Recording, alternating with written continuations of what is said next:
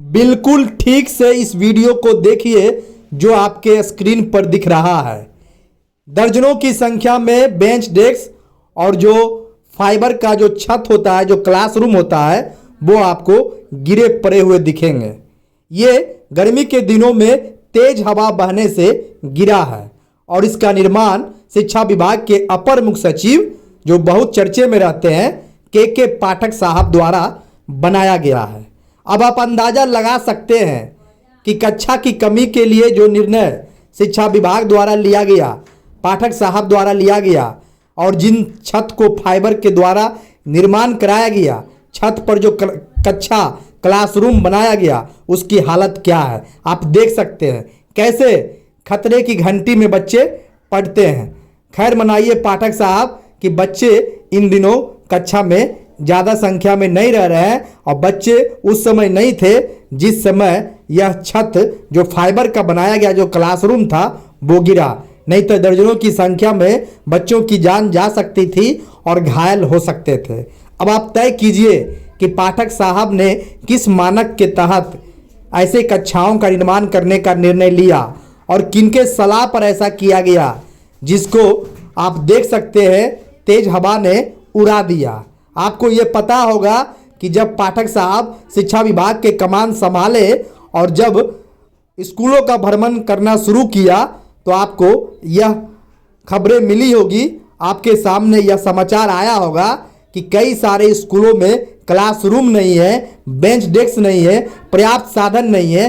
तो ऐसे में विद्यार्थियों की पढ़ाई कैसे होगी, शिक्षक पढ़ाएंगे कैसे? और इसको लेकर पाठक साहब ने निर्णय लिया कि हम फाइबर का जो खाली जगह है छत पर, उसमें क्लासरूम बनवाएंगे और उसी में बच्चों की पढ़ाई करवाएंगे। ठीक उसी के अनुसार 5 लाख रुपये जो की लागत से जहां जहां छत बड़ा बड़ा था, जहां पर बनाया जा सकता था फाइबर का क्लासरूम, वहां पर बनाया गया।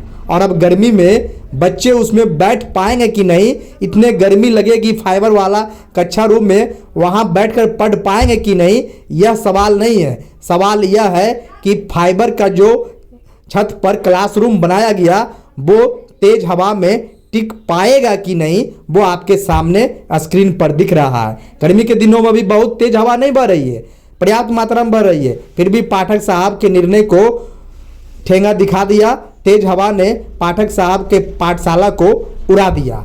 अब ये हम नहीं कह रहे, बल्कि गया के एक स्कूल का है। ऐसे औरंगाबाद में भी दर्जनों ऐसे मामले देखने को मिले जहां पर फाइबर का जो क्लासरूम छत पर बनाया गया था वो तेज हवा में उड़ गया। तेज हवा में उड़ने से जो दिक्कतें हैं वो तो है ही, क्लासरूम नष्ट होता तो है ही, लेकिन जान माल का भी खतरा है। जो बच्चे, जो शिक्षक, जो भी वहाँ पर उपस्थित होंगे वे घायल हो सकते थे, बेघायल हो सकते हैं, जान जा सकती है। तो ऐसे में बड़ा सवाल बनता है, पाठक साहब किस निर्णय के तहत यह फैसला लिए, किस मानक के तहत पाठक साहब ने यह तय किया कि ऐसा क्लासरूम बना देंगे और बच्चे इसमें पढ़ लेंगे?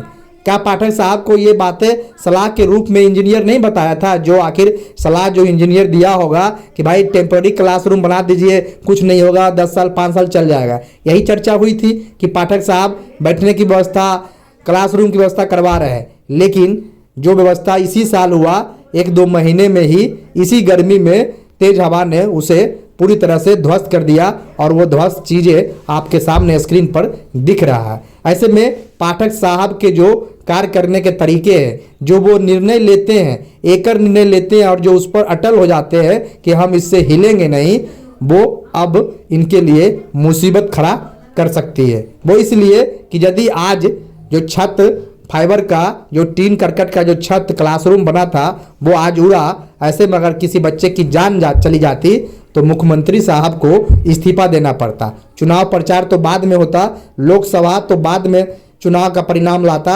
लेकिन जनता का दबाव इतना बन जाता कि मुख्यमंत्री साहब को इस्तीफा देना पड़ता। तो ऐसे में सवाल जरूर है कि कुछ करने से पहले पाठक साहब जिन लोगों से सलाह मशवरा लेते हैं उसको धरातल पर भी उतार कर देखे, उसका मुआयना करे। सिर्फ कुछ लोगों के ही सलाह से निर्णय लेकर उस पर अटल रहना कहीं की बुद्धिमानी नहीं है।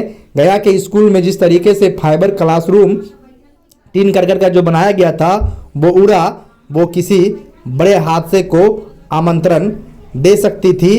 हालांकि कई जगहों पर ऐसे मामले आ रहे हैं जिस तरीके से इस तरह का कक्षा का निर्माण कराया गया 3 करकट का फाइबर का, वो तेज हवा में उड़ रहे हैं, डैमेज हो रहे हैं। तो ऐसे में साल भर भी नहीं टिकने वाले क्लासरूम अब कैसे बिहार की शिक्षा व्यवस्था में बड़ा बदलाव कायम करके रह पाएगी, यह बड़ा सवाल आपके सामने है। लेकिन इतना जरूर है कि पाठक साहब को अपने काम करने के तौर तरीके में बदलाव लाना चाहिए। वे काम कुछ अच्छा करते हैं तो बहुत सारे काम खराब भी करते हैं, जिसकी आलोचना हमको और आपको करनी जरूरी है। तभी बिहार की शिक्षा व्यवस्था जो चर्चे में है वो सही मायने में सुधार में आ सकती है और बदलाव की ओर बिहार की शिक्षा व्यवस्था जा सकती है। बाकी पाठक साहब के इस निर्णय पर आप क्या कमेंट करते हैं वे कमेंट बॉक्स में ज़रूर बताएं।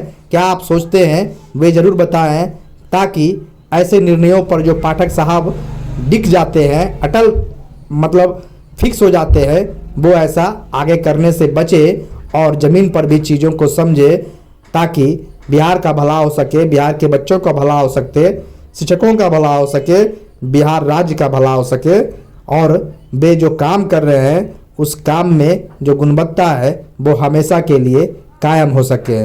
मिलते हैं किसी अगले वीडियो में ऐसे ही खबरों के साथ। तब तक के लिए नमस्कार। चैनल पर पहली बार आए हों तो चैनल को सब्सक्राइब जरूर करें, ताकि आपकी आवाज़ को इसी तरह आगे बढ़ाया जा सके। बहुत बहुत धन्यवाद। नमस्कार।